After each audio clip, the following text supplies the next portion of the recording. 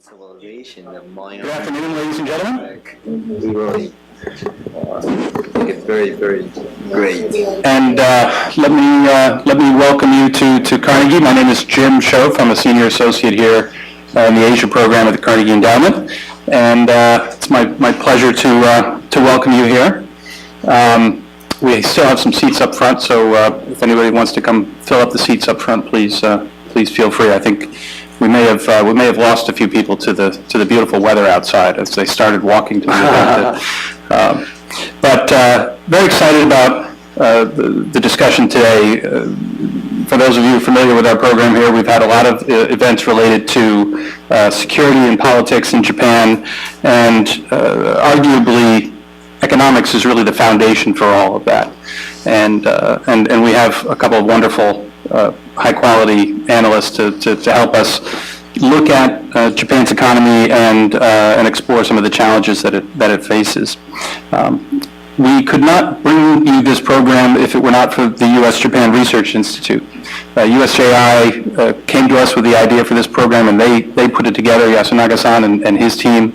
And so I really want to thank them for doing that. And before we begin, I'd like to ask Abe-sensei to say a few words. Dr. Yoshiake Abe of Waseda University is a professor at Waseda, joined the faculty there in 1997, and before that had an extremely distinguished 30-year career at the World Bank, working on macroeconomic analysis and implementation of infrastructure projects in Africa, Asia, and South America. And this follows his studies at Keio and Cornell universities. And on behalf of USJI, Abe-sensei is going to just say a quick word of introduction. Thank you very much.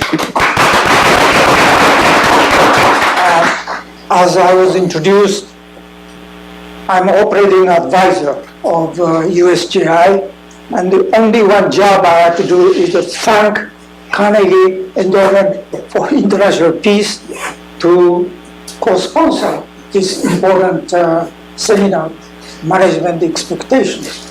I'm sure all of us have challenges facing Abenomics, and my name is Abe. My minister's name is Abe, but our Chinese characters are entirely different. Whether it is good or bad, I will decide. I thank you very much, Carnegie Endowment for International Peace. Jim. Thank you very much, Abe-sensei. I imagine, though, some of your students probably talked about your courses. I'm taking Abenomics, this year, so it may have started there. I'm not sure. So obviously, Abenomics has received a lot of media attention, and the first two arrows of Abenomics of the plan have generally been pretty well received, I would say, internationally and by the markets. The third arrow, the growth strategy, is a bit more mixed, and there'll be a lot more focus on that in the weeks and months ahead. But we have a chance today to dive a little bit deeper behind the headlines and the quick policy discussions, and look at the environment, the economic environment in Japan within which Abenomics will be implemented or will play out. And it's a bit of a cautionary tale, I think, which Motani-san will tell us. So our featured guest speaker today is Kosuke Motani, a chief senior economist of the Japan Research Institute, a leading expert in the field of demography and regional economy promotion. And he creates and presents strategies for national and local governments and private organizations utilizing this research. Earned a BA from the University of Tokyo and an MBA from Columbia University, and he joined the Development Bank of Japan in 1988. And his latest book is Defure no Shotai, or Silver Tsunami.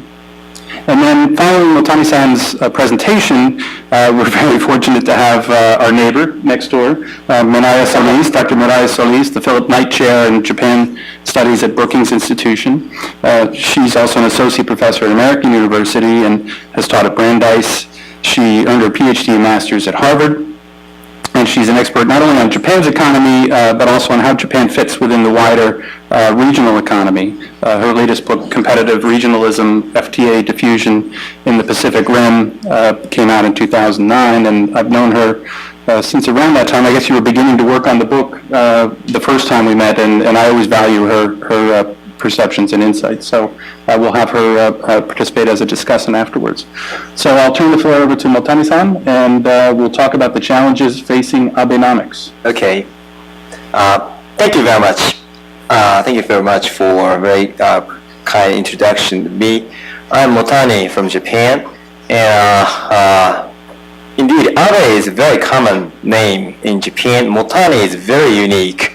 There are maybe only 7 families in Motani in Japan, but they say there are millions of Motanis in India. Not so decent cost, I'm sure. But anyway, I was lucky to get a domain of Motani.com before India has become got IT technology. So somehow my brother got it. And my brother was maybe he was a graduate of HBS, and I'm a graduate of CBS. And thank you very much for offering me, let me have such great opportunity to give presentation. First, as already you noticed that I'm very different from usual Japanese. I mean, I talk like funny Americans. I mean, I alter many things without say I think. So I'm ready to discuss anything, and often when discussion, I say, I was wrong. I'm sorry, I learned it. So I mean, I'm ready to fight, and I always ready to learn more through discussion. So please, let's gonna have a very exciting one. But beforehand, I want to explain some of the unknown part of Japanese economy, and maybe many of you are maybe disappointed or shocked, or maybe I'm not sure. But anyway, I hope it's exciting. Okay, please take a look at this. This is the gross retail sales. Is it okay? Yeah, gross retail sales in Japan. And most economists talk about, price or GDP, but I don't like those figures. And to be honest, I'm not a graduate of the economic department, and I'm actually a graduate of the legal department, and that I didn't like very well at all. But anyway, I prefer very simple absolute value instead of ratio, okay? And so if I choose one representing figure from Japanese economy, I prefer to have gross retail sales. Why? It doesn't include the service, but this gross retail sales figure comes from the research of the real shops and net shoppers. So it's an accumulated figure of real shops, okay? And all the other service sector sales, those things are estimation from macro calculation that I don't trust in Japan, okay? So you see the gross retail sales, it's been flat in last 20 years.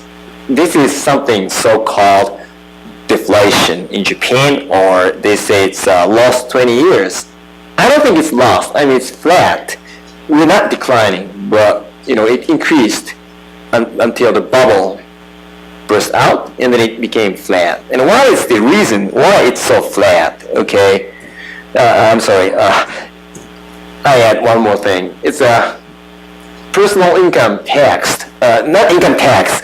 Income tax. That means it's accumulation of the Japanese personal income, and I think most of you have never seen this figure before, because I don't know why, but most Japanese economists never use this, or they don't know this figure exists.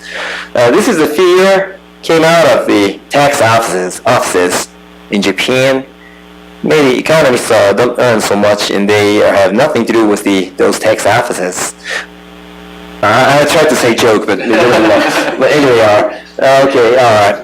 It's accumulation of all the personal income reported to tax office, so it's just a part of the real income. But this figure is accurate, especially when it is going up, because if you report your income, then you are taxed. You have to pay tax.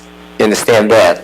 So if it's going up, it's real boom, and if it's going down, it may be a recession or tax evasion. But believe me, the Japanese tax offices are pretty strict.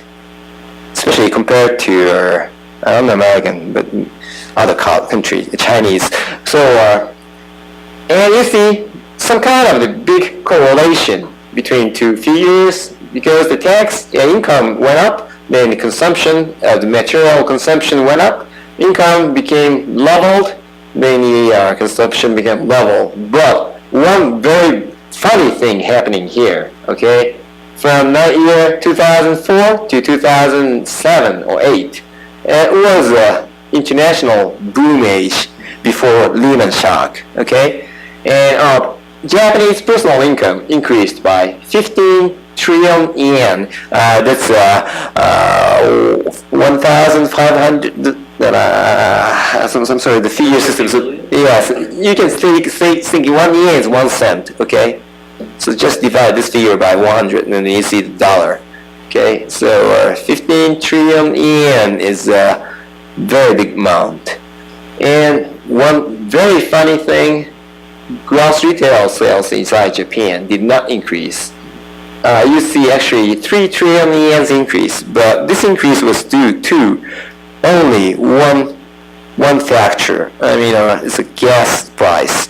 At that time, international gas price went up, and also yen was not appreciated at that time. So this slight increase of retail sales, all due to sales of gas inside Japan. Okay, you understand that?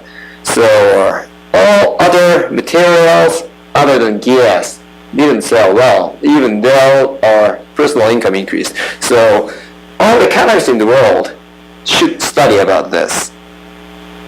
It's very unique. More income, no increase in consumption, material consumption. You can argue many things. Maybe they bought some services. No, not really. There's no correct, strict survey of service sector sales in Japan. That's a big problem. Actually, they did it. They started doing research just recently. But anyway, at that time, most of the service sector, including restaurant, were suffering from recession.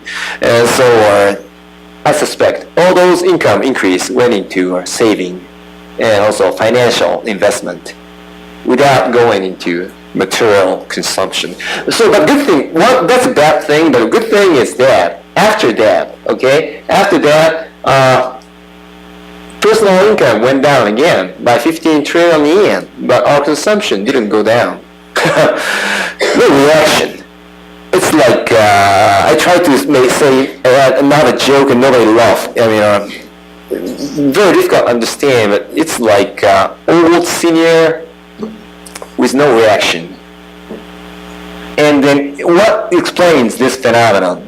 If you want to add, well, I want to add one thing: export. Okay, many people argue that Japan is losing its power in terms of international competitiveness. Now, that's a bad rumor prevailing in the world. It's also that rumor is originally came out from Japan. So many Japanese misunderstands what's happening in Japan in terms of the international competition. Okay, our export doubled after bubble collapsed, and before the Lehman shock, it was double.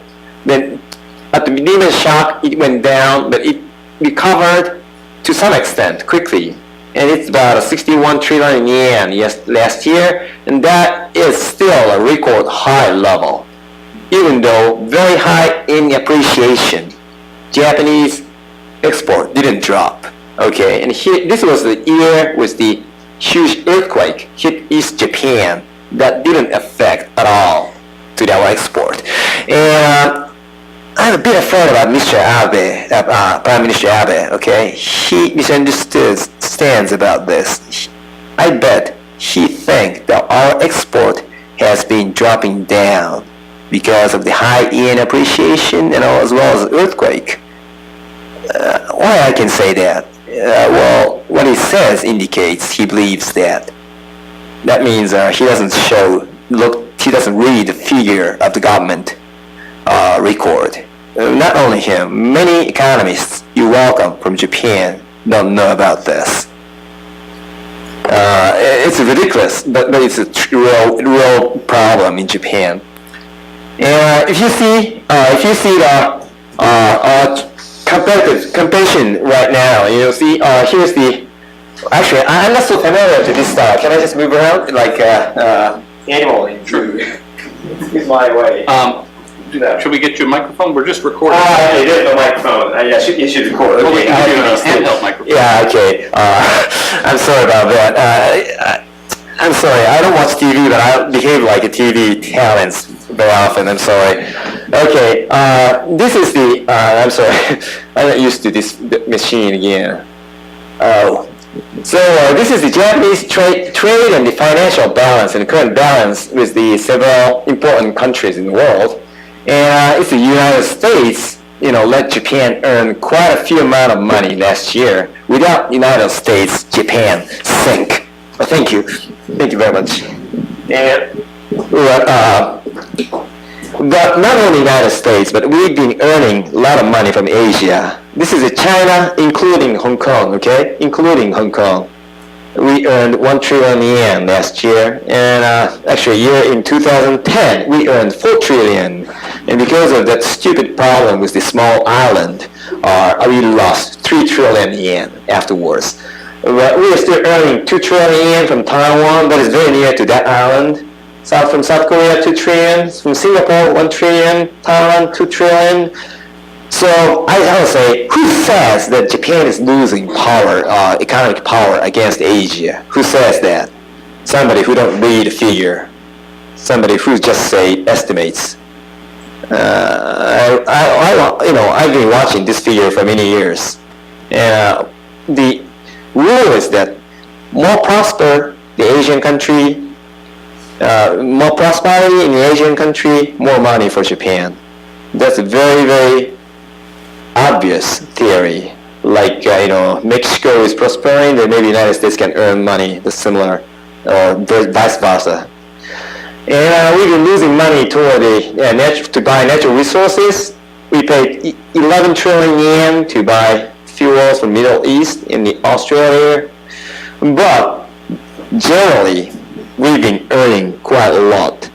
Then, under very high in appreciation, our export was this level. But it didn't really affect, it had no effect to promote the Japanese domestic economy in terms of the income or the consumption, material consumption. Then, I'm going to add one more thing. It's a monetary base. And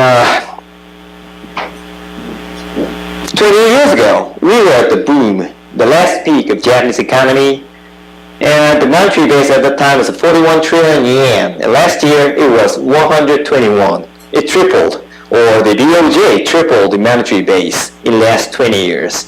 But, I'm not an economist. I'm just the consultant, or I'm a banker. I've been a banker.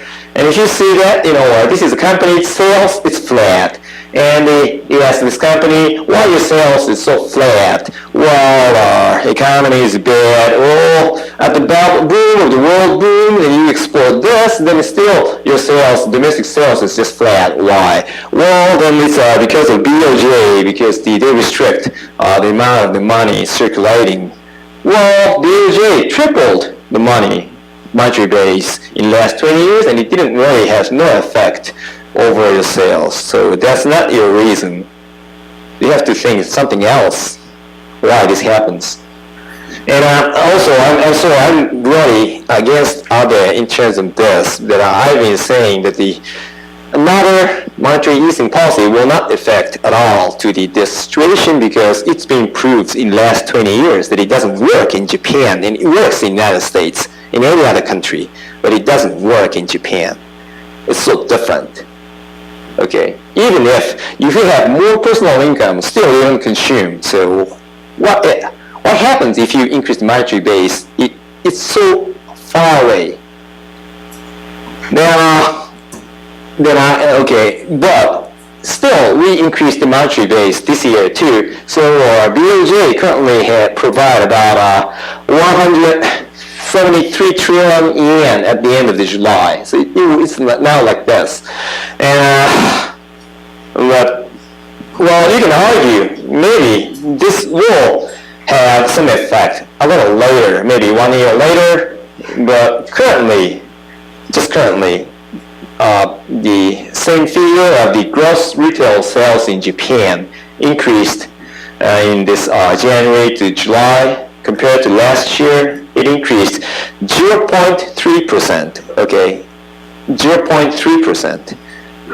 If you take a look at Japanese newspaper, TV program, they say now it's again a boom in Japan. Everybody's buying something, but in real figure, our retail sales increased just 0.3%. And it can be explained by, or their government also increased the government expenditure that I don't like. And also, are we going to have increased raise of our sales tax ratio from 5% to 8% next year? Then that's now promoting the sales of housing and the cars and all those things. Including that, we have only 0.3% of increase in total gross retail sales. It sounds disastrous, but that is something I found the day before yesterday on the homepage of Ministry of International Trade and Economy. So that's not my story, but it's a real story. So history repeats itself. It's very awful, but it's a Japanese situation. Then I want to add maybe some time left why this happens. Okay, before this session, from now on, I'm going to talk about my opinion and my view. Okay, but until now, I've been talking just figure. Okay, so it was not my opinion. It was not imaginary things. Okay, that's a reality. Then I want to add my thinking. Why does this happen? Okay, I see many figures and I found gross retail sales has a close correspondence with the number of those employed in Japan, what we call our job. Okay, I extract just those two figures. Okay, number of the employment has been just flat in Japan. Why is it? And in my view, it's because of the working age population has been declining slowly. How you can say that? Okay, I want to modify this graph. I always try to use graph with zero shown here. I don't like exaggeration, but this time I break my personal rule, and make it as exaggerated figure, graph. Okay, I don't stop using zero here. And this is the number of those have job in Japan, including the part-time jobber. If you work 1 hour in a week, you are counted like as a number. Those you are employed. Okay. Then, but this figure includes a lot of old people too. Then I extract those employed with the age between 15 to 64. Okay, and this is figure. This is from the research, national census, okay? So Japanese government asked every Japanese foreign residents, whether did you work? And they accumulated this figure. And those employed between 15 to 64 has very close correspondence with the 70% of working age population. Do you understand that? What is the 70% of working age population? So those was between 15 years and 64 years old. Number about in maximum 61 million. Now it's about 56 million. 5 million is lost. Our job. Those who have our job also 4 million decreased. Why 70%? Okay, 30% of those working age 15 to 64 years old in Japan does not work. Why? 8% students, 5% unemployed, just 5%. Very different from European countries. Okay. Many young people are doing very cheap job, part-time job, but they are included into those who have employment. Okay. 5 has totally no employment, and 12 house workers. That's a big difference in Japan. The 5% others, I don't know what's this. But 25% of the 15 to 64 years old women in Japan remain to be house workers, including housewives. And also we have some kind of janranan in Japan too. 1% of the men also house workers. But anyway, that's why it's 70%. But anyway, so we're gonna have a chance to let more women work in Japan, and it will change the situation a bit. But I want to say, with under such decreasing working age population, and it's a fixed structure that the 70% of those working age population work, the total number of those employed has been decreasing. And only in Japan, also seniors are working too. The number is limited also, or the consumption level is very low. They just save. Then what happens? I just come back. So general consumption, gross retail sales, and number of those employed goes very well together. Even though the export increased, job did not increase. Even export increase and the personal income increased. It's all financial income derived from the dividends and all the stock prices high going up. Meaning those investors earned a lot of money, but they didn't spend. So as in Japan, if you don't want to increase the number of the job, or if you don't want to increase the wage, then we will not have the increase of the real consumption. Have you ever heard of this kind of story? I don't know, maybe not, but those economists in Japan don't notice this situation. Very severe situation in Japan. Please take a look at this. It's an animation, and once you see it, watch it, you don't forget it. Okay? Again, this is not exaggeration. I showed zero here. Okay? This is Japan 70 years ago, before the war. And actually, in Latin America, their demographic structure is still like this. And in the United States, at the year of 1970, the structure was like this. But Japan graduated this situation after the war, okay? Right after the war, we had huge number of baby boomers, and now it's like this. They didn't die at all. They are now over 60. They're going to be over 65 pretty soon.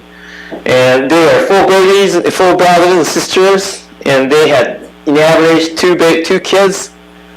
And in average, they have only 1 grandchild. Okay? 4 sisters and brothers, 2 sisters and brothers, and only 1. Then, along with the time they get older, first we lack the school, second we lack the job, and third we lack their housing. Okay, they have to buy houses to let their kids have individual rooms, and that was the peak of the land price in Japan. Then now they're likely to have less jobs after retirement.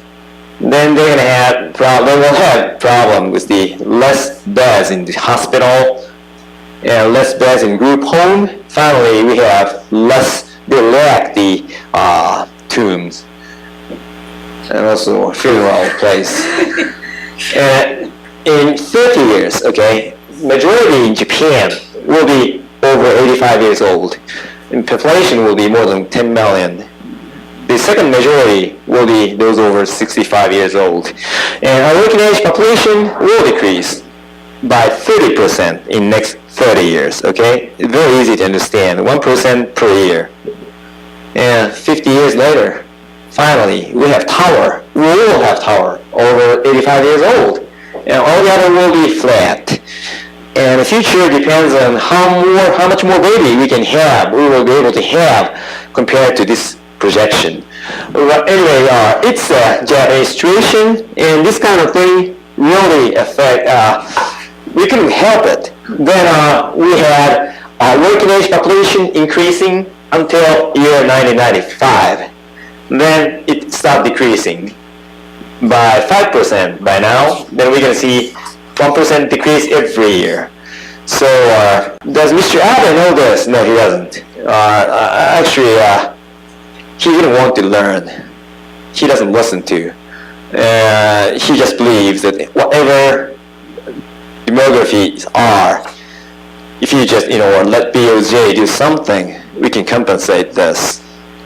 Now, the reality is not so easy. I've been working with a lot of local governments with decreasing population in Japan. And in those local communities, they are rich. Residents are rich. Old people there has a lot of money compared to Americans. But they cannot be like Florida because the most Japanese seniors don't use money and they leave money when they die. It's amazing. Some people can, there's no strict figure, but some estimate says maybe dying Japanese, every year 1 million Japanese die. Okay, we have the longest life expectancy in the world, so they die maybe around 80s to 90s. And then accumulated figure, how much money they leave when they die. They say it's 30 trillion yen, 30 trillion yen every year left by dying Japanese they didn't use it when they are alive. Why? I don't know. They are very different from Americans. Okay, I have to know, they don't believe that they can bring their money to heaven or hell, but they just don't want to use it until they die. Then all the financial income just gets stocked among the purse of the elderlies. And, okay, I'm going to finish it up, maybe.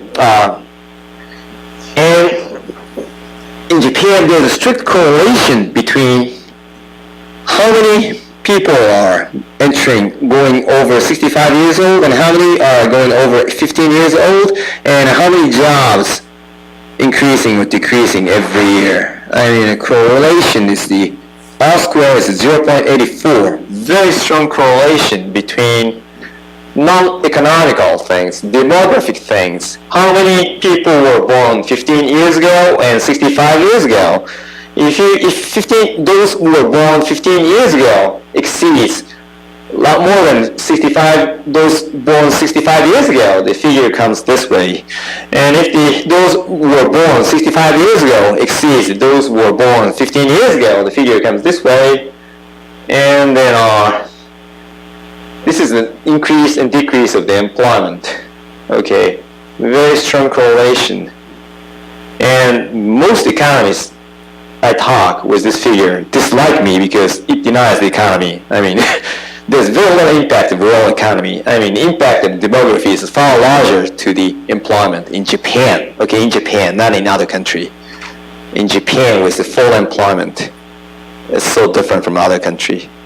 And this affects personal consumption. So until the year 1995, we had our working age population increasing, also a number of jobs increasing, the consumption was increasing. And after year 1995, we had started having decreasing number of working age population, decreasing number of jobs, then stagnating consumption. And Mr. Abe says he can make this figure this,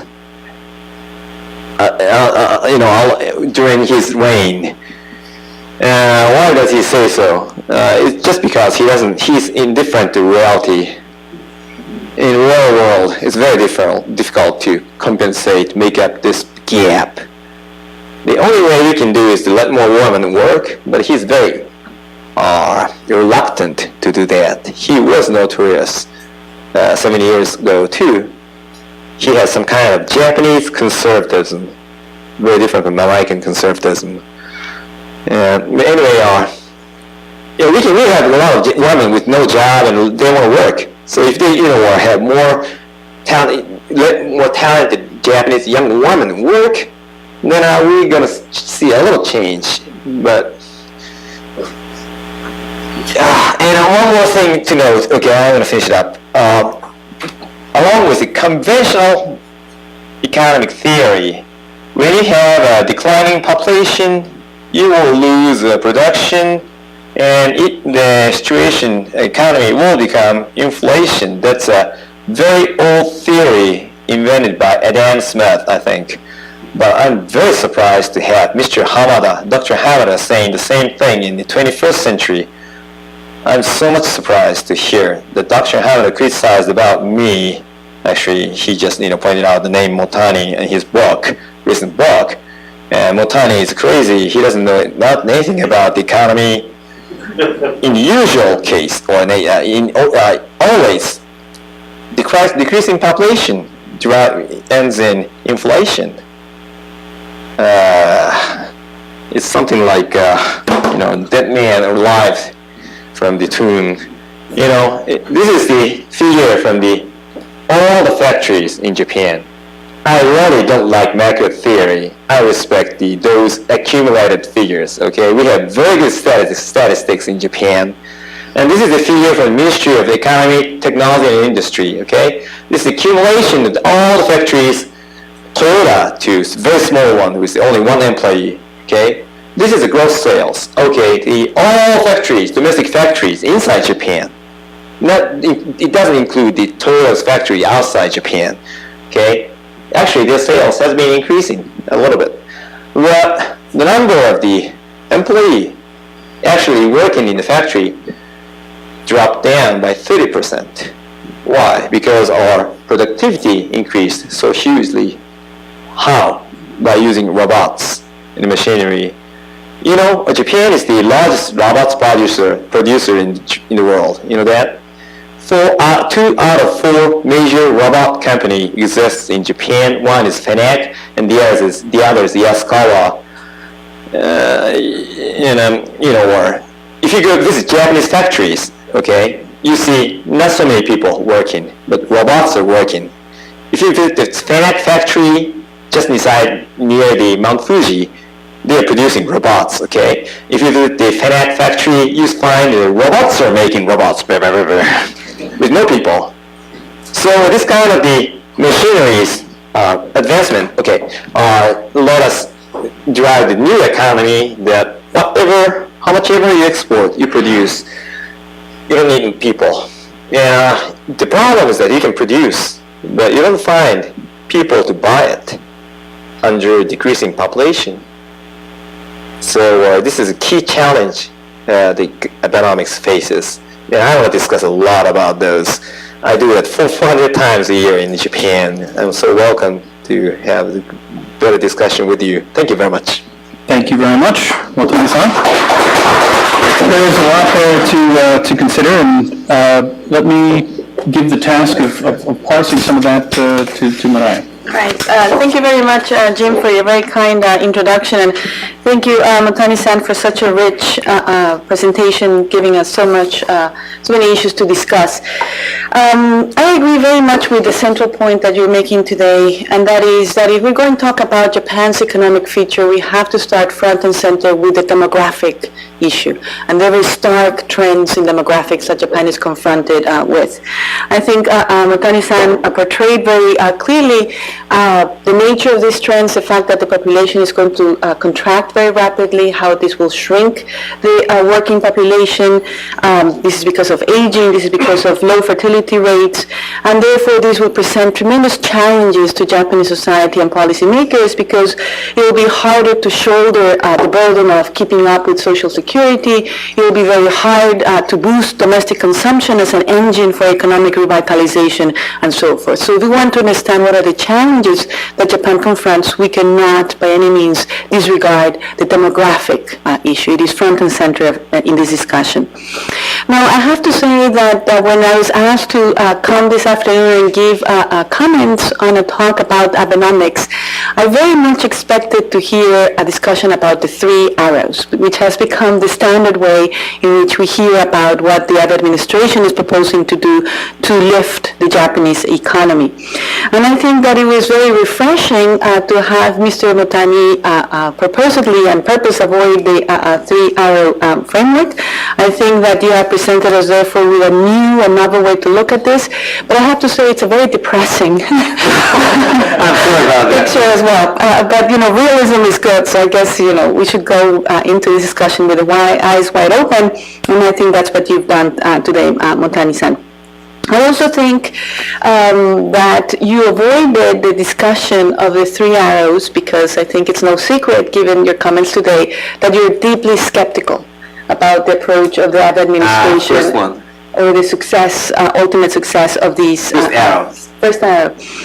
I think you didn't have a chance to go into all the policy recommendations, but I had an opportunity to look at your slides before this presentation, and you make the point, if I may share it with the audience, that perhaps we need to go into issues that go beyond Abenomics. And for example, this question about the intergenerational transfer of wealth, the situation that you were describing when you have an increasing proportion of seniors who do not spend, who hold on to their assets, and therefore they do not transfer that to the younger people who face very diminished prospects in Japan, given the rise of non-regular employment and so forth. And it would be desirable to have this transfer take sooner rather than later. I think that you also mentioned in your presentation, made a lot of emphasis on the importance of promoting working women in Japan and closing the gender gap in the workforce. And in your remarks also, it became apparent the need to talk about social security and reforms to the healthcare system and so forth. Now, I think that, as you said, you're very skeptical about the first arrow because you presented these slides that show that Japan has tried quantitative easing before and it didn't work out, and you made the case that the monetary supply was tripled in a 20-year period and that did not have the desired effect. So why should we expect this to be different this time? So again, very, very interesting set of issues. Let me just offer three comments for discussion, and then I'd be curious to hear your reaction and, of course, the questions from the audience. Let me start with this notion that, Abenomics may be missing the point. You make the case that perhaps Prime Minister Abe is not aware of the demographic trend and how much of a burden that imposes, how much that taxes any economic policy that tries to revitalize the Japanese economy. And let me try to play devil's advocate for the sake of having a lively discussion, as you encouraged us to do.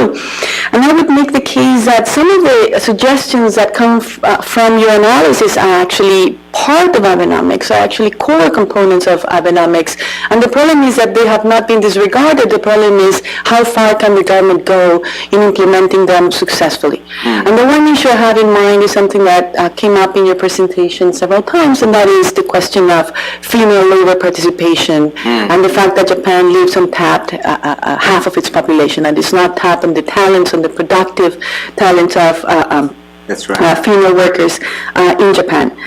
And, in an act of shameless promotion, I should note that we're actually going to have an event on this next week at Brookings where we talk about this central policy of the Abenomics project to try to promote working women in Japan. And this is done as part of the economic revitalization strategy.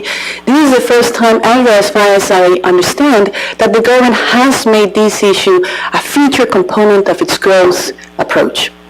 And I think that this goes to a very fundamental issue from the demographic trends that Mr. Motani were describing, because what I found as I was preparing for this event is that there is out there, and certainly in Japan, a widespread misperception. And I found these, in going, for example, to roundtables with Japanese businessmen and asking, why don't you promote more female employees? And they were coming back to say, well, Japan's population is shrinking, fertility rates are very low. If we actually promote them to work, where's that going to leave the demographic picture of Japan? And I think that the misperception there is that if you look at the data comparatively, it is very clearly established that countries with the higher rates of female labor participation also have the higher fertility rates. And the problem in Japan is that you have a system whereby women feel that they have to choose profession or motherhood. You cannot pursue both. So, as I was promoting this event, it's a week from today, we're actually going to have the key person that Prime Minister Abe has appointed to promote working women in Japan, the Vice Minister for Labor and Health, Ms. Miyake. We're going to have a panel of experts, and we're going to have a roundtable of female leaders. And our purpose is precisely to take on and discuss whether the policies that the Prime Minister Abe is suggesting can really address this issue or not. So since we're great neighbors speaking, and currently I took the opportunity to mention this. But my point being that if there was greater female participation, Japan could make progress both on its demographic and in its economic challenges. First of all, as I said, because it could encourage higher fertility rates, but also because some economists have estimated that if Japan's female labor participation rate were on par with the other G7 countries, which are the reference countries for Japan, that would imply an increase of 5% of GDP income in Japan. So clearly this is an area that needs progress, and is one that I would argue Abenomics seems to be taken head on. Whether it can succeed or not, I think that's subject for further consideration. Some of the other issues on social security and healthcare, I think that those are in the policy agenda. I don't think that they've been disregarded, and I think that there what we have to see is whether what is proposed and how much this can be done.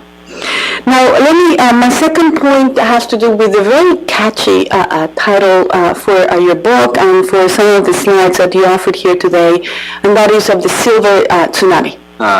I really liked how you framed that issue. And immediately, I have to say, it evoked another image, and that is that of the silver democracy. And that is the way in which Japan is sometimes described. And here the notion being that the electoral system operates in a way in which it provides very few incentives for politicians to really address the issue of trying to promote the intergenerational transfer of wealth, and to take away perhaps some of the perks that seniors in Japan enjoy and try to provide them to the young generation. And some of this has to do, of course, with electoral turnout. If you don't show up on election day, then you're not going to get an incentive for politicians to pay attention to what you care about. I don't have the latest data, but I was just browsing a couple of articles, and there's a very interesting piece in Foreign Affairs on this issue just this July. But if you look, for example, at the upper house election of 2010, young people in the 20s and 30s represented only 20% of votes casted, and then people over 50 represented 60% of all votes. So the idea being that if you're a politician, you're not going to take on, trying to decrease the pensions, trying to decrease the very generous payout for elderly healthcare and so forth. And I have, what makes me continue with the depressing trend is that, this article in Foreign Affairs was suggesting some measures to remedy this, and for example, lowering the voting age in Japan from 20 to 18 perhaps would then create a larger constituency of young people, and therefore they would become they would have more of a voice. But if you put together, what the demographic trends are, well, this is a shrinking demographic in Japan, right? So you were advocating this intergenerational transfer of wealth. But if you look at the political situation, where is this going to come from? Where is the impetus, the incentive for politicians to really advocate what would be politically costly causes? Now, and then the third point, and again, I'm really sorry for my lack of imagination in trying to bring you back to the three arrows. But given that we have a scholar, a researcher of your caliber, I would be really curious about what is your assessment on some of these policy initiatives. Some your assessment has come through your presentation, but I would like to maybe put you more on the spot and ask you to take even more of a position.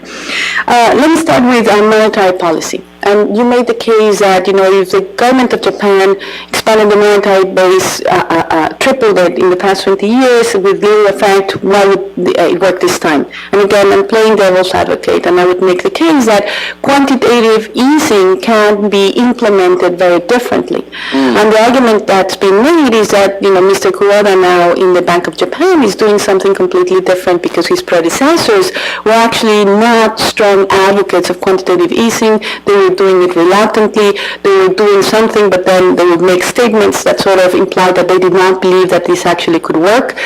And, you have now a doubling of the monetary base in a very short period of time, so it's quantitatively different, and advocates would say it's qualitatively different as well.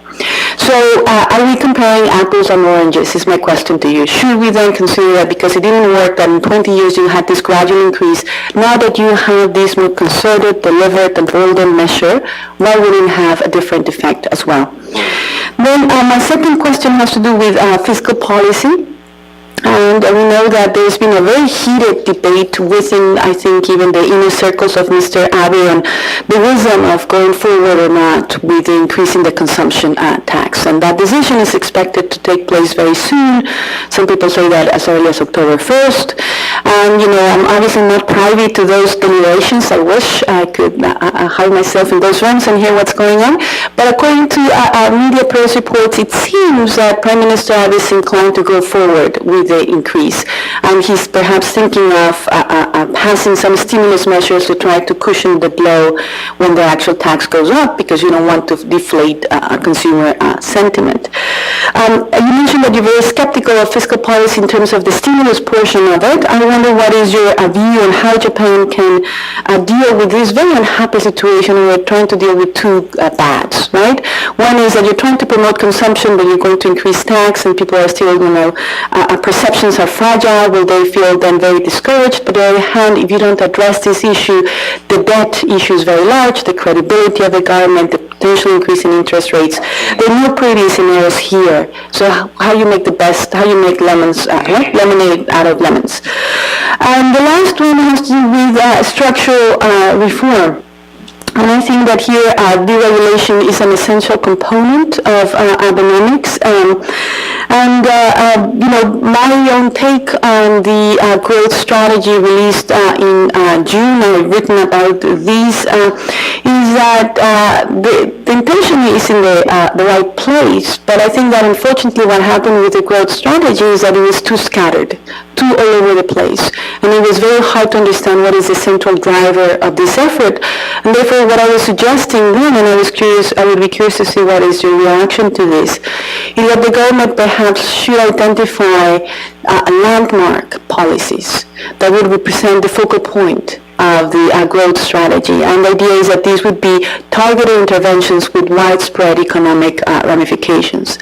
And that one that comes to mind, and I think that very much meshes well with the discussion about demographics in Japan, the discussion we've had about working women, the discussion we've had about the lack of opportunity for young people who cannot find long-term rewarding jobs, has to do with labor market reform.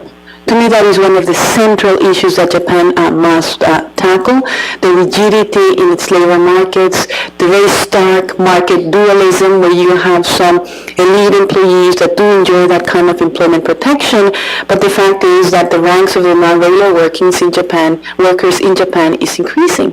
A third of all Japanese workers are in that non-regular category. The wage gap vis-a-vis the peers with employment protection is very large.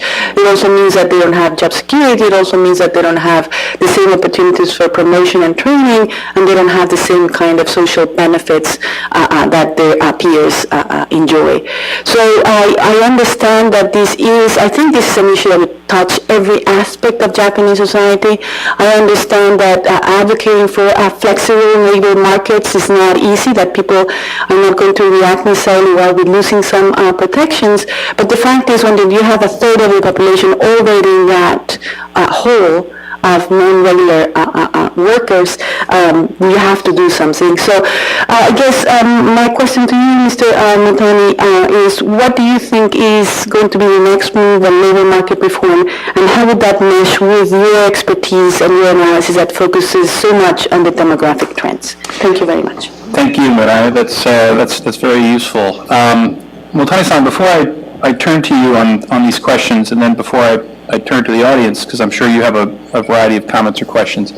I'm so glad you brought up the labor market reform and labor mobility issue, because that is something that I've often been thinking of, and how difficult it would be to implement. And in many ways, I think if you look at the government's explanations about some of the growth strategies, one of the things they talk about is the promotion of consolidation and reducing competition, and they'll put up charts that show how in various industry sectors, Japanese companies are less profitable than their international peers, and we've got to figure out a way for companies to become more profitable, therefore they can eventually pay higher salaries, et cetera, et cetera.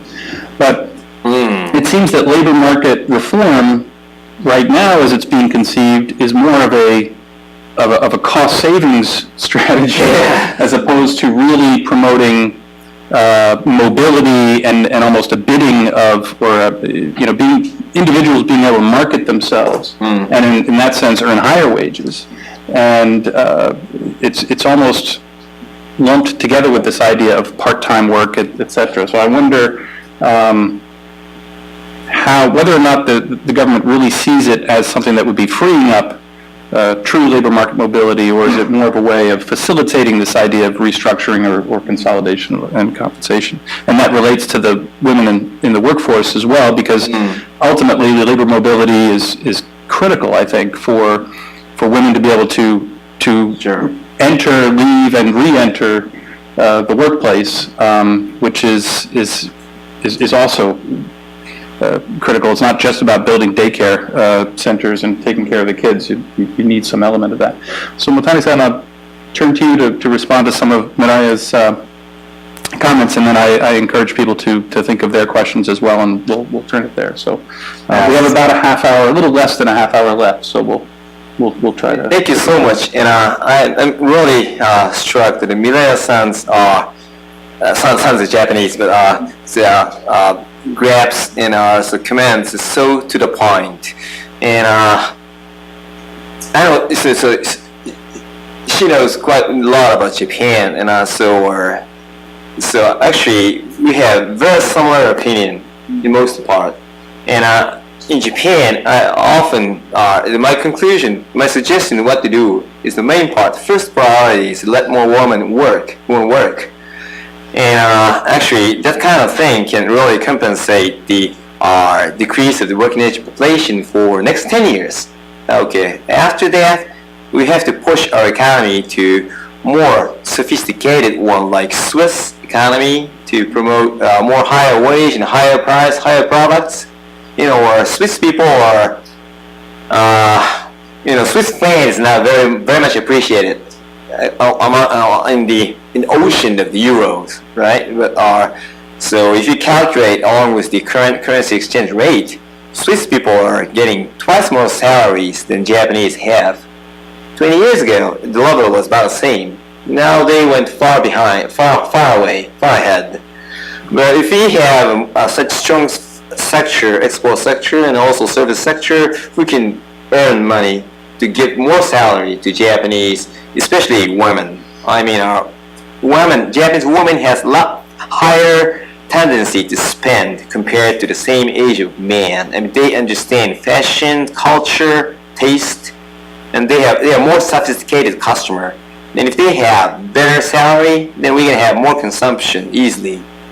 And so if you just can make Japanese salary level to the Swiss level in the next half century, then our GDP can be the same as now.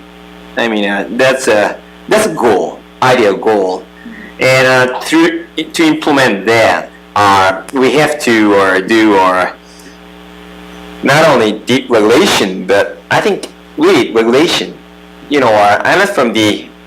I'm not saying this because I'm from legal department. I don't really believe in law, but I don't also trust deep regulation because Japan is less regulated country compared to many other countries. Like if you go to Japan, you walk along the Japanese street, it's interesting, fun, active, but the scenery is not so beautiful as Washington D.C. I mean, less green,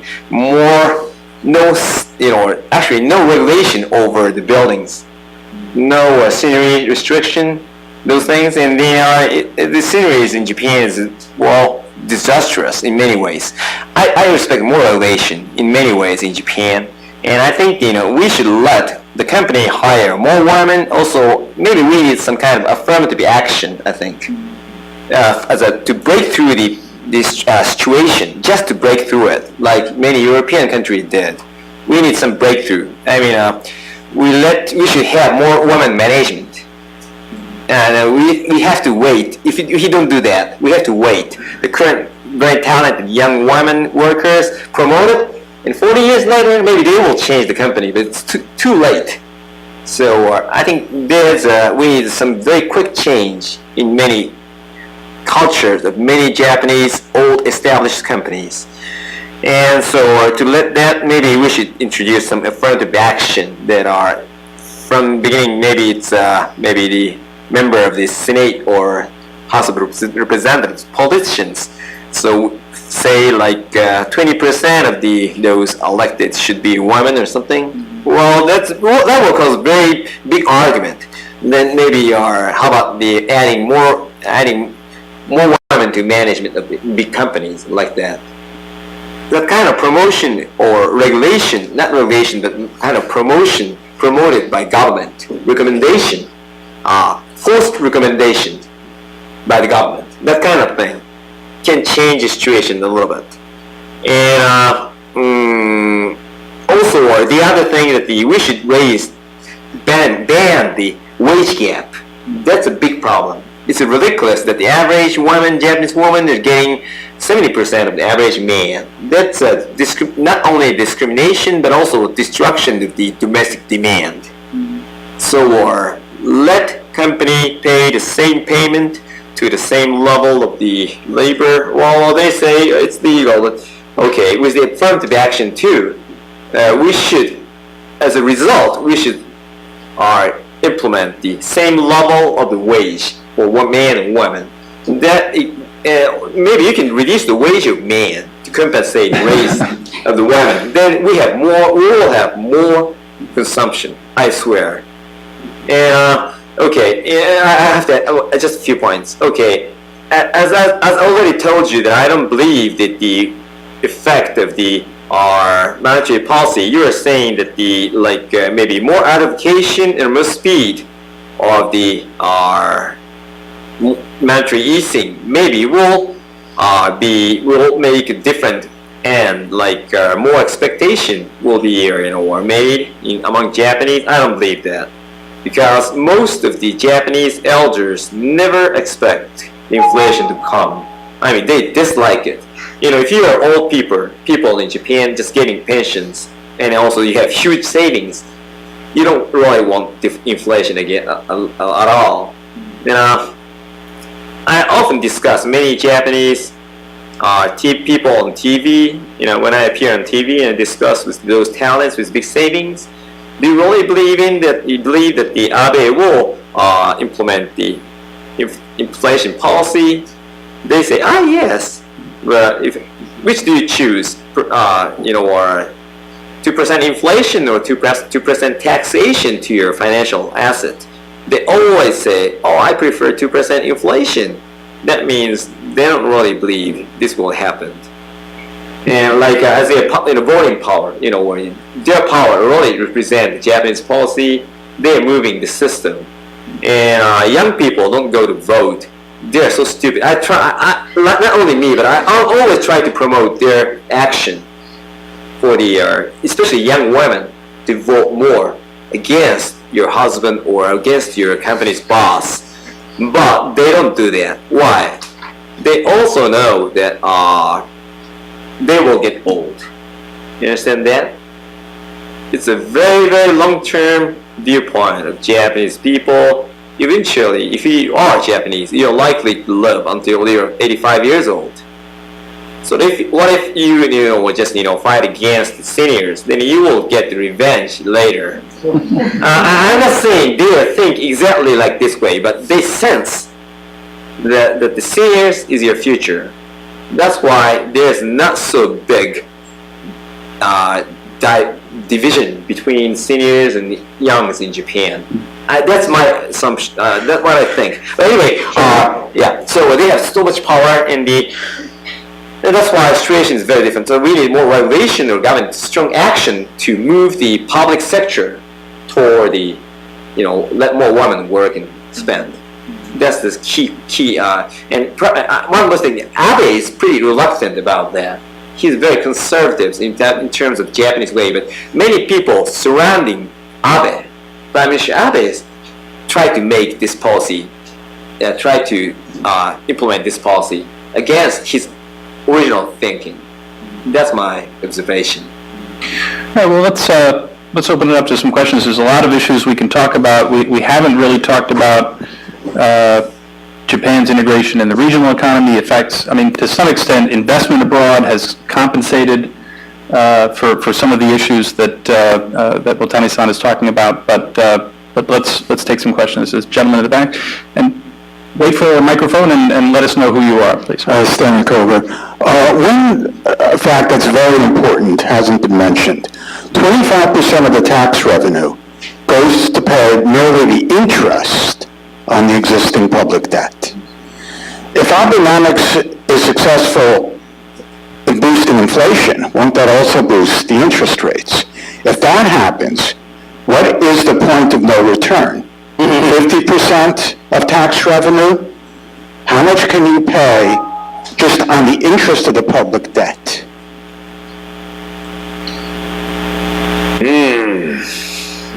It's a very difficult question for me to answer. Well, so maybe you agree with me that it's very difficult to the government to increase just the tax ratio again over and over again, and that it will make many big side effects. And also, if you just continue monetary easing, it also will cause the interest rate going up. Then Japanese government every year paying 10 trillion yen as interest for government issued bond. And if average interest rate is just 1.2%, I think. And if our interest rate of the government bond will become 5%, then that will be a disastrous situation for Japanese government's finance. So the means we can take is very restricted under the situation. It's huge debt already existing. Am I answering your question, or maybe I'm saying something wrong? Do you have a thought on that? No, not really. I think the assumption is that for all this to work, growth has to be restarted, right? And therefore there would be the additional tax revenue.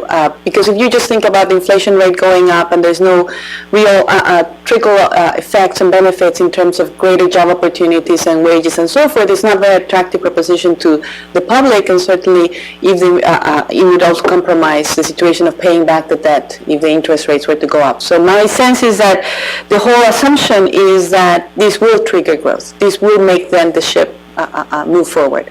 If that didn't happen, then the situation would be actually worse. A question here.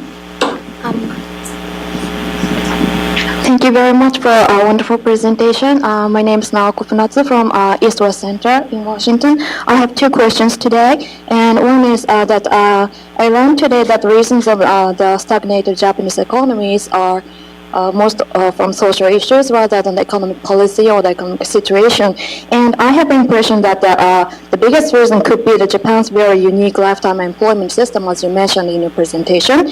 But I think that it is very, very difficult to change this lifetime employment system in Japan because it affects many aspects like school systems in Japan or the consumers' attitude, like buying houses. So how do you think we should advocate such a huge social change in Japan, especially the Japanese society prefer the stability? So it would be very, very difficult, I think. And my second question would be, how do you think about immigration policy compared to the increase of the number of the working women? Thank you. Thank you very much. Actually, I've been waiting that question, second one. Anybody should ask that one, and I didn't have time to explain. But first one, okay. Actually, so I think maybe she is thinking, really expecting Prime Minister Abe to do that. I mean, we need some strong force, engine to let the Japanese society to motivate change themselves.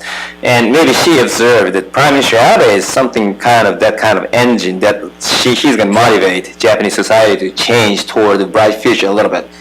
I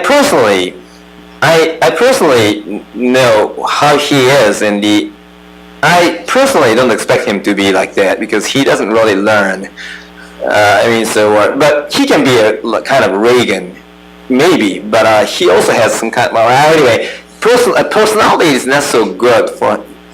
His personality is not so suitable one to this mission, I suspect. But anyway, I agree that I expect him to do this job. I mean, because although he's conservative, Japanese style conservatism, he still promote women, let more women work.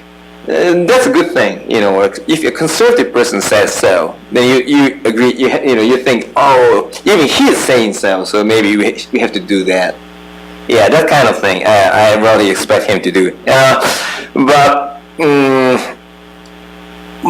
always try to persuade commercial sector people, business people, to change themselves.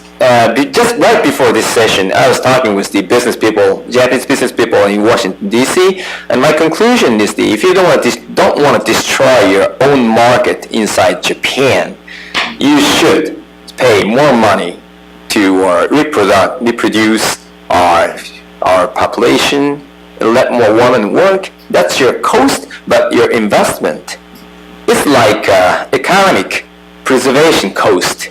If the company don't pay the money to preserve the nature ecology, then government cannot do that. It's the same.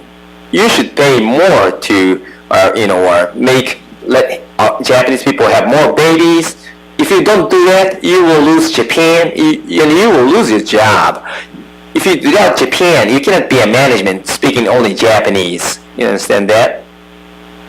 So you should pay more money. I think it's a big business's jobs rather than government.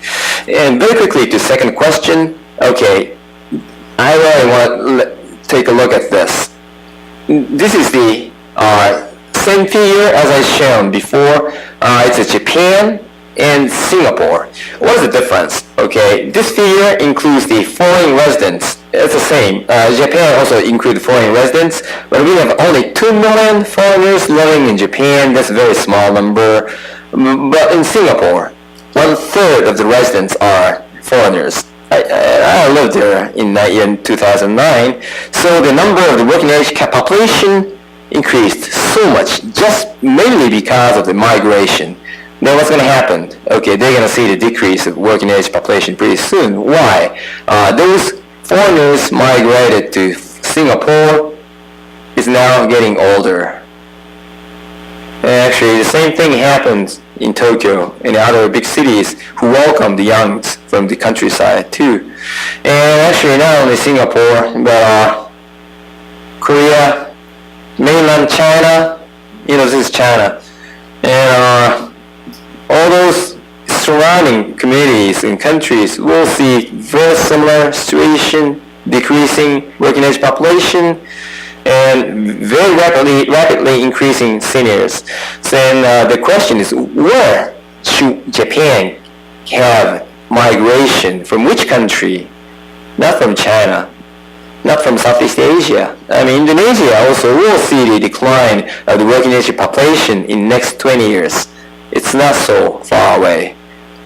So the whole world is changing in terms of demography, but only North America, including Mexico, you still have the increase of the working age population.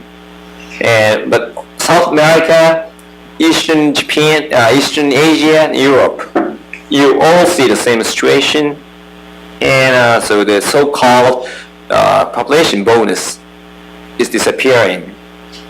Then the only thing the left is that we can be Swiss with the higher wage and higher product, more expensive products, and more productivity, and let more women work and enjoy their life, and have our fertility rate a lot higher than the current situation. Actually, our fertility rate is higher than most other Asian country. Advanced Asian country like China, Korea, Taiwan, Hong Kong, Singapore. Our birth rate is higher than those. So we've been recovering a little bit. and they're gonna see very severe situation pretty soon. Well, it sounds like Prime Minister Abe might need a special advisor who's a Swiss economist, then I think. Well, actually, he dislikes me. Well, I mean, for Switzerland, right? Not because I'm criticizing him, but just before that, we are from the same prefecture.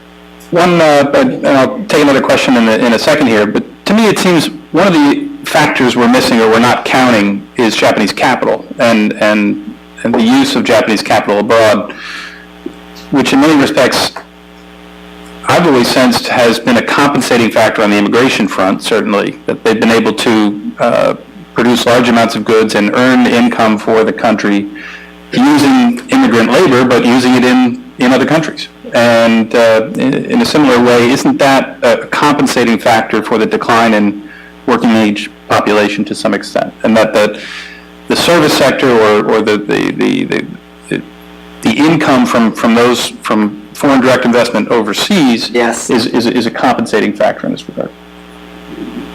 That's right. Actually, in terms of getting money, we are still, earning money from all over the world. So especially because of the financial income, so that's a very big support to Japan. You see, actually, Japan has been very lucky, and I'm sorry, I'm making this session's atmosphere very, very sad. I'm making sad atmosphere, but to be honest, I'm very optimistic about the future of Japan. Or I can say I'm pretty confident that we will survive. And mainly, largely because we have capital, in terms of human capital, and also money, and also our machinery, robotics, technology. We can, produce the same level of production, even with maybe half of the population. And Japan is almost at the end of the aging compared to all the other countries in the world. This theory is pretty difficult to understand. I don't have time, so I don't explain. But just try to read it. Okay, Japan. We will not see the more extreme increase of the senior age anymore. But most other countries, including the United States, are going to see real rapid increase of senior age population from now on. In Singapore, their absolute number of their senior becomes 4 times more than current situation in next 30 years. America double, and Japan only 30%. And we've been spending our money all the way up down, come to here. Okay, 30 years ago, Japan, going to see real increase of seniors, and we've been accumulating so huge deficit of the government, but so far, we, sold all the bonds to inside Japan, and we're still earning money out of the country, and we're surviving. So I hope all those followers will do the same, but it will be very difficult for this country, to follow the same track. Germany and Japan marginally survived, I think. And so what we should do is we should not lose our capital. So I really, intuitively, I'm against the inflation policy. I mean, I don't like deflation, but deflation is a lot better than inflation in terms of the conserving those domestic savings inside Japan. Or we should, invest more to the outside world. But we always feel that currency risk, in appreciation risk, is large. Then we should keep our inflation level lower in Japan and wait for the next 50 years. Then all those elders with the mind just saving will die, and their money will come down to 4 grandfather and mother die, and only 1 grandchild succeed, inherit. Then the society structure will change in next 50 years. Very long-term strategy, but that's my strategy. I recommend to Mr. Abe. Please read my recent book of Satoyama Shinzo Abe. I really wrote it. I'm sorry it's not in English, but in Japan, it's selling pretty well. Then I described that kind of things. Mireya, do you have any? Well, just a comment back. Well, it's not a closing comment, but this notion as to what can Japan do to compensate for the fact that there's a roadblock on immigration. And that's, that debate's not going anywhere.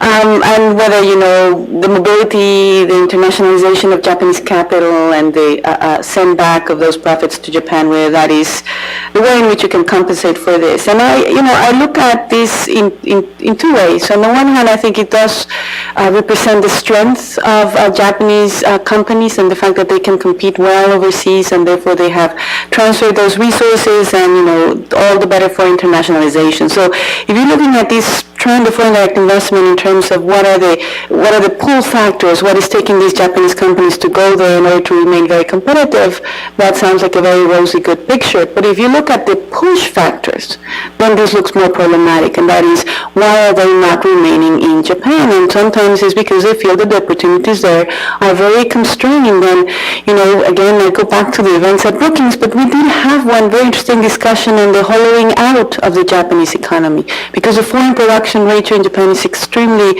high. And many of the reasons why these companies are going abroad is because they find few opportunities at home. They feel they're overtaxed, they feel that the regulation is choking them, and so forth. So in that sense, we should not derive any comfort from the fact that you do have these very active investment activities. I think we have to discuss what is the origin for them to leave Japan. It could be that they're tapping on their assets and their technological expertise and so forth, and that's all for the better. Or it could be that they find that the domestic market is shrinking and Japan is no longer as competitive a location for them. And in that sense, that does represent an alarm bell that needs to be looked on. Interesting. Well, we have time for maybe one last question, right here in the front. Don Phillips, American Sugar Alliance. There's been no mention of trade in this discussion, and that's presumably one of the elements in Abenomics. Is that important? Is this liberalization going to happen?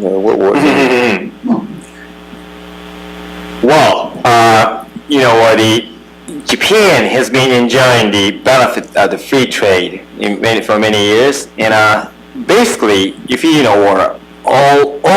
if all countries start free trade, currently Japan can be a winner. Obviously, like if America, United States, suddenly abolish their taxation over car produced in Japan, currently charged by maybe 20%. That will really will be maybe a minus for you, but that will be a great gain for Japanese companies. But is that feasible for Americans to do that? Maybe not.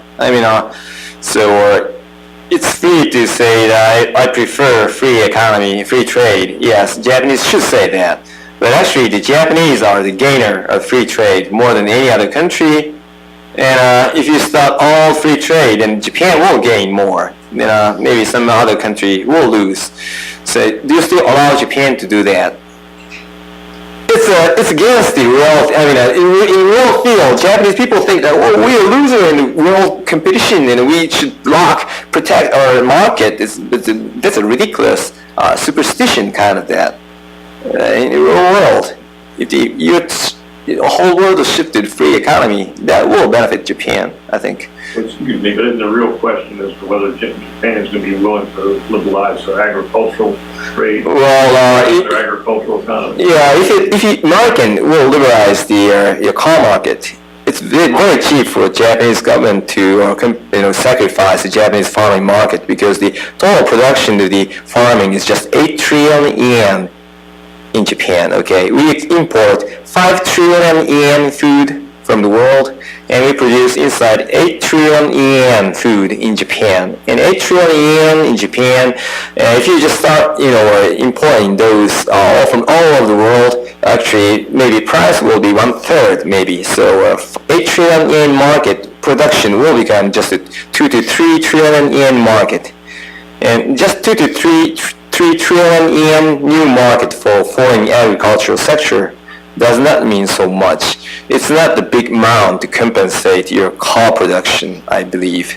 So, if I can jump in, I spend a lot of time looking at trade issues, and I do think in my mind that using strategically the trade negotiations that Japan is participating on today, the TPP and the agreement with Europe in particular, is very important to make headway in the domestic reforms. First of all, on the issue of agricultural reform, if you look at the June growth strategy, I mean, I very much think that it was a very bold move in the right direction to bring Japan into the TPP. And that was a very difficult decision.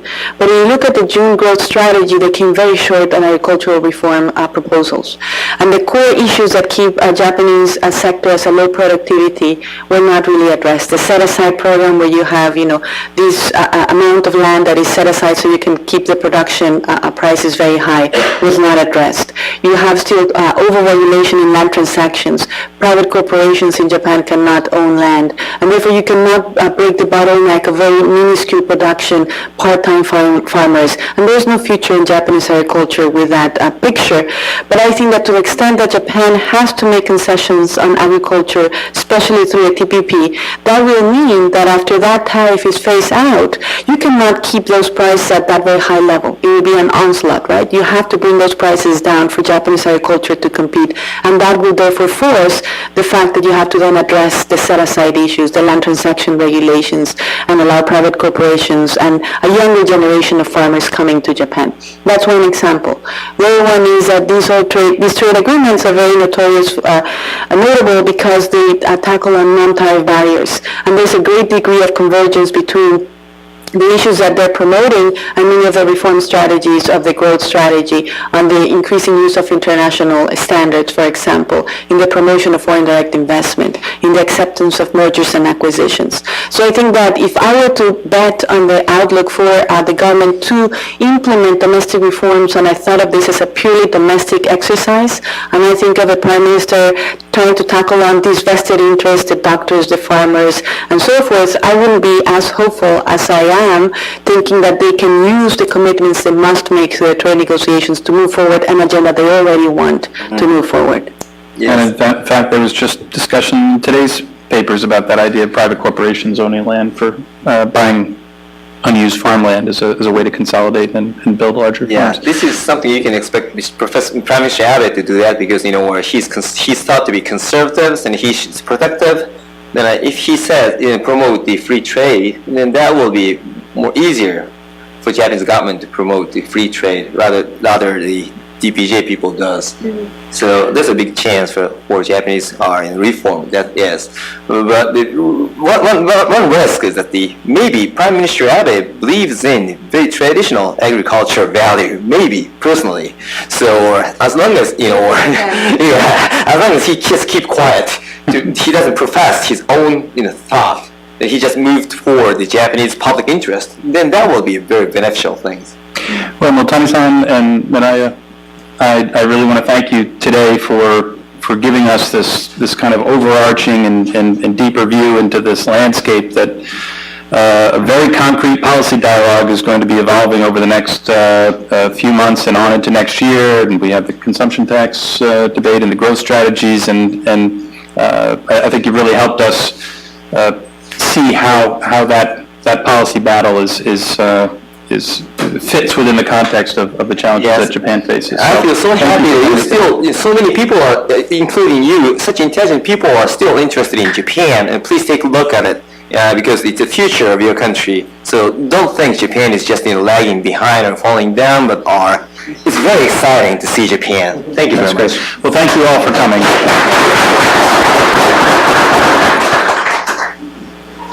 Thank you so much. Thank you so much. Yes, it's a great pleasure. Thank you very much. So, we really need